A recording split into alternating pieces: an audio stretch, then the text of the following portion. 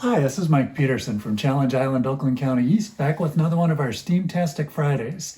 So we're in the middle of basketball season here at Challenge Island. So last couple of weeks we've talked about the science of basketball. In other words, some of the work that goes into making a ball work well. We talked about technology, talked about how we keep track of score in basketball. Today we're going to talk about engineering a little bit. So it's really quick just to distinguish between technology and engineering. They overlap in a lot of ways.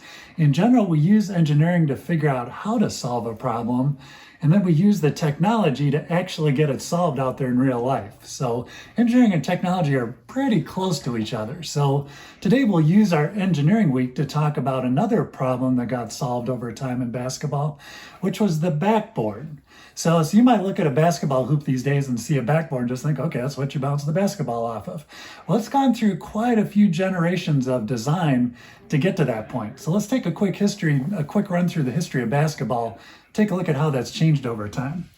So back in 1891, which if you remember from a couple weeks ago was when basketball was first invented out in Massachusetts, they didn't really have a backboard. So they actually just kind of hung a basket up on a pole and then just shot the ball into it. So that worked, but that made the game pretty different from the basketball we have today.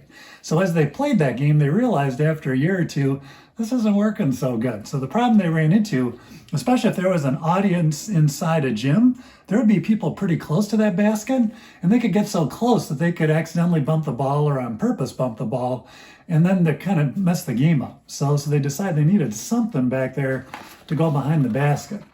So their next generation, a couple years after that, they had the idea to put chicken wire back there. So this obviously isn't a basketball backstop, but this is what chicken wire looks like. So if you haven't seen it before, it's the reason it's called chicken wire is we use that to make fences and containers to hold chickens in. So they hung some of that wire up, put it behind the basket. That helped, and then it also changed the game because now the ball could bounce off of the chicken wire, and so the whole idea of rebounding got started in basketball. So originally, there were no rebounds in basketball. That came as a result of adding on the engineering and technology of a backboard. So once they did that changed it a little bit, but then they realized, this is kind of dangerous, because when the players started playing close to that backboard, this wire is pretty rough, so when they ran their hands against it, they would get cut, they'd get scraped, so they needed something a little better than that.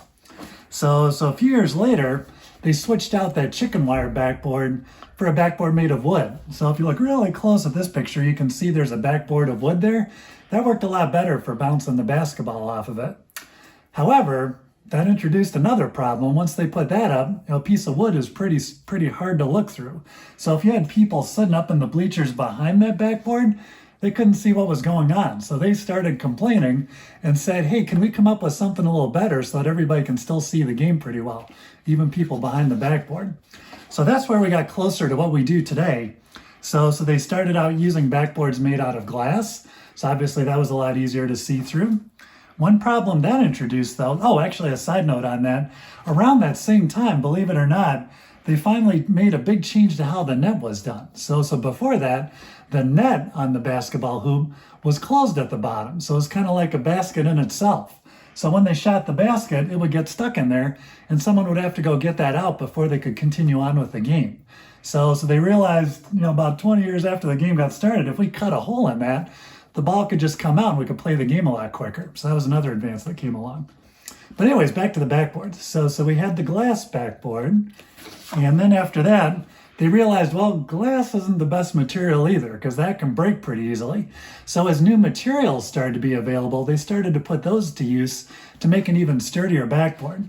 So here, for example, around the 1930s, 1940s, a new substance named fiberglass was invented, and they realized this would be a really good material because it doesn't break quite the same way glass does. So a lot of the backboards we use today are made of fiberglass or of acrylic or some of those newer types of materials. Now, one last advancement that we thought was pretty interesting was to prevent this kind of problem. So around the 60s and 70s, as basketball got to be popular on TV and as the players got bigger and stronger and could jump higher and higher, they started to get into a bad habit of hanging onto the hoop.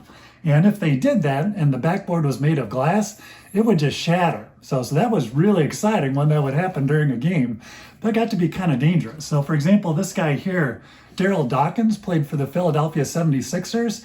He had a couple really famous backboard breaks he did back in the 70s. And because of him and a few other people, they did one last improvement to the backboard design. And that was to add in what we call the breakaway rim.